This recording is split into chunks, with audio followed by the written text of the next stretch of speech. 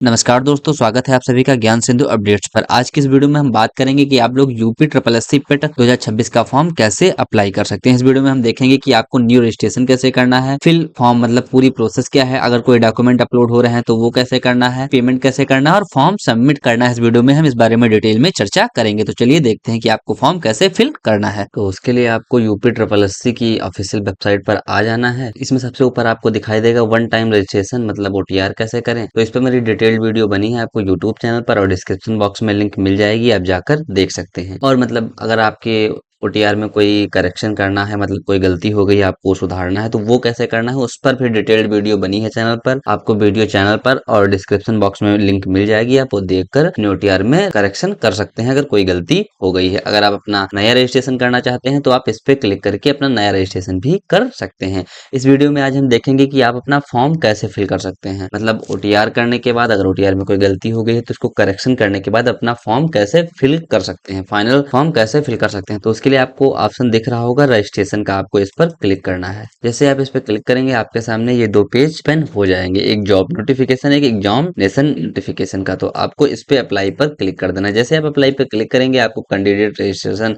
नीचे शो हो जाएगा, आपको इस पे सेलेक्ट कर देना है। जैसे आप उस पर सेलेक्ट करेंगे यहाँ पर ऐसा पेज ओपन हो जाएगा। यहाँ पर आप अपना मोबाइल नंबर डालकर ओटीपी डालकर और कैप्चा कोड डालकर लॉगिन कर सकते हैं, या तो फिर जो आपने ओटीआर किया है यहाँ पर वो ओटीआर डालकर गेट ओटीपी पे क्लिक करके ओटीपी डालकर आपके रजिस्टर्ड मोबाइल नंबर पर ओटीपी चली जाएगी और फिर ये कैप्चा डालकर यहाँ पर लॉगिन पर क्लिक कर सकते हैं। तो चलिए मैं नंबर से कर लेता हूँ। जैसे आप लॉगिन पर क्लिक करेंगे आपके सामने आपकी डिटेल ओपन हो जाएगी। आपको नीचे स्क्रॉल करना है, यहाँ पर आपको अपनी एड्रेस की डिटेल दिखाई पड़ेगी, फिर आपको नीचे फिर से स्क्रॉल करना। आप यहाँ पर देखेंगे आपको बेसिक की डिटेल यहाँ पर आपको दिखाई देगी। तो आपने अपनी हाई स्कूल की डिटेल ओटीआर में ही फिल कर ली है। फिर अगर आप इंटरमीडिएट पास हैं तो यहाँ पर क्लिक कर दीजिए कि मैं इंटरमीडिएट पास हूँ, I have complete intermediate examination. तो इस पर आपको फिर बोर्ड सेलेक्ट करने को कहा जाएगा। फिर आप अपना बोर्ड सेलेक्ट कर लीजिए कि आप किस बोर्ड से पढ़े हुए हैं, फिर आपने किस वर्ष इंटर पास किया है वो यहाँ पर सेलेक्ट कर लीजिए। उसके बाद आपको यहाँ पर अपना रोल नंबर डाल देना है। फिर आपका ग्रेड सिस्टम क्या था, ग्रेड सिस्टम था कि परसेंटेज सिस्टम था। तो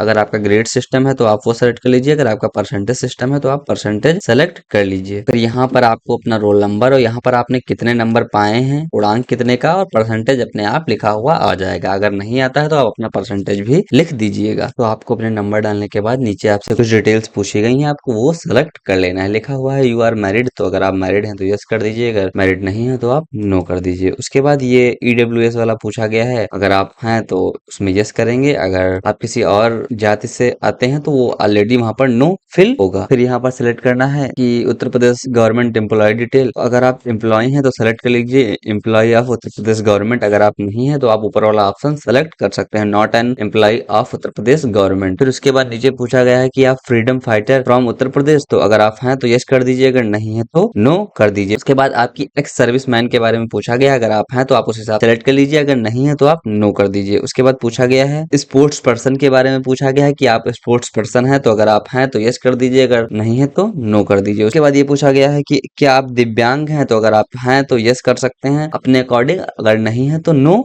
कर सकते हैं। फिर यहाँ पर ये बताया गया है कि आप ऊपर की डिटेल्स के अलावा आप किसी और तरीके से अपनी उम्र में छूट का दावा करते हैं, ये यहाँ पर लिखा हुआ है। तो अगर आप करते हैं तो यस करेंगे, अगर नहीं करते हैं तो नो करेंगे। बाकी ये जो डिटेल है ये आपको अपने अकॉर्डिंग फिल करनी है कि आपको यस करना है कि आपको नो करना है। जैसे कि अगर आपके पास दिव्यांग सर्टिफिकेट है, अगर आप दिव्यांग हैं तो यहाँ पर आपको यस करना है, अगर आप एक्स सर्विस मैन है तो आपको यहाँ पर यस करना है। तो आपको अपने अकॉर्डिंग ये डिटेल फिल कर लेनी है। उसके बाद यहाँ पर आके यहाँ पर यस कर देना है, यहाँ पर लिखा हुआ है आपको यस कर देना है, जो आपने ऊपर डिटेल भरी है वो सारी सही है, उसके अकॉर्डिंग यहाँ पर आपको यस कर देना है। उसके बाद आपको यहाँ पर कैप्चा कोड डाल देना है। कैप्चा कोड डालने के बाद आपको सबमिट बटन पर क्लिक कर देना है। जैसे आप सबमिट बटन में क्लिक करेंगे आपके सामने एक ऊपर पॉपअप आ जाएगा, प्लीज कंफर्म फॉर रजिस्ट्रेशन, आपको ओके पर क्लिक कर देना है। जैसे आप ओके पर क्लिक करेंगे आपके सामने एक पॉपअप आ जाएगा कि your fit registration number is, registration number लिखा हुआ, please keep it safe the future reference, ये यहाँ पर लिखा हुआ दिखाई देगा और आपका रजिस्ट्रेशन नंबर आपको यहाँ पर शो हो जाएगा। हालांकि मैंने इसको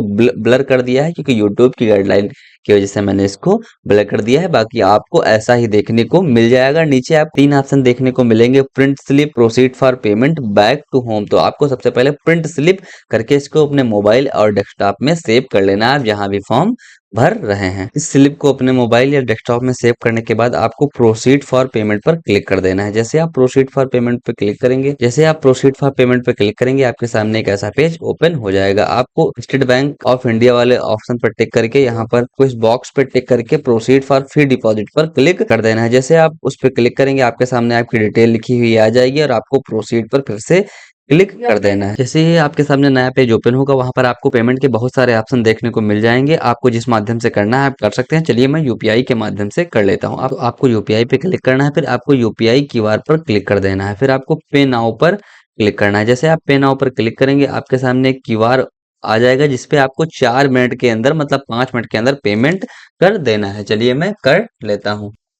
जैसे ही आपका पेमेंट सक्सेस हो जाएगा, आपके सामने आपकी डिटेल लिखी हुई आ जाएगी। आपको proceed to download print the application form पर क्लिक कर देना है। जैसे आप उस पर क्लिक करेंगे, आपके सामने आपका फॉर्म प्रिंट होके आ जाएगा। आप अपनी डिटेल देख लीजिए कि सारी आपकी डिटेल सही है कि नहीं सही है। अगर आपकी डिटेल में कोई गलती है तो मैं इस पे डिटेल्ड वीडियो बनाऊंगा कि आपको अपनी डिटेल कैसे सही करनी है। उसके बाद आपको प्रिंट पर क्लिक करके इस प्रिंट को अपने मोबाइल या डेस्कटॉप में सेव कर लेना है। यूपी ट्रिपल एससी का ओटीआर करना चाहते हैं, क्योंकि अगर आप यूपी ट्रिपल एससी का फॉर्म भरने वाले हैं तो इससे पहले आपको ओटीआर करना होगा। अगर आपने 2025 में यूपी ट्रिपल एससी का फॉर्म फिल किया था और पेपर दिया था तो आप वही नंबर डालकर अपना ओटीआर कर सकते हैं, वरना अपना न्यू रजिस्ट्रेशन कर सकते हैं। मैंने वीडियो में बताया है, आपको हमारे चैनल पर ये वीडियो मिल जाएगी। आप जाके मेरे चैनल पर ये वीडियो देख लीजिए। इस वीडियो में मैंने स्टेप बाय स्टेप बताया है कि आपको ओटीआर कैसे करना है। अगर आपने ओटीआर कर लिया है और आपके ओटीआर में कोई गलती हो गई है तो आपको हमारे यूट्यूब चैनल पर एक और वीडियो मिल जाएगी, जो कि ये है। इसका यूट्यूब थंबनेल ये है। आप सर्च करेंगे ज्ञान सिंधु अपडेट्स, वीडियो सेक्शन में जाएंगे, आपको ये दोनों वीडियो मिल जाएंगी, आप देख सकते हैं। और इन दोनों वीडियो की लिंक डिस्क्रिप्शन बॉक्स में भी आपको मिल जाएगी, आप वहां से भी इसको देख सकते हैं। और अगर आपके फॉर्म में कोई गलती हो गई है तो आप उसमें सुधार कर सकते हैं। और अगर आपको ओटीआर करना है तो आप ये वीडियो देख लीजिए, इसमें मैंने स्टेप बाय स्टेप बताया है कि आप 2026 में पेट का ओटीआर कैसे करेंगे। तो आई होप आप लोगों को समझ में आ गया होगा कि आप लोगों को यूपी ट्रिपल एससी पेट 2026 का फॉर्म कैसे भरना है। अगर आपको फॉर्म भरने में कोई प्रॉब्लम आ रही है तो आप लोग कमेंट बॉक्स में हमसे पूछ सकते हैं। बाकी हम मिलेंगे आपको अगली किसी अपडेट के साथ, तब तक के लिए धन्यवाद।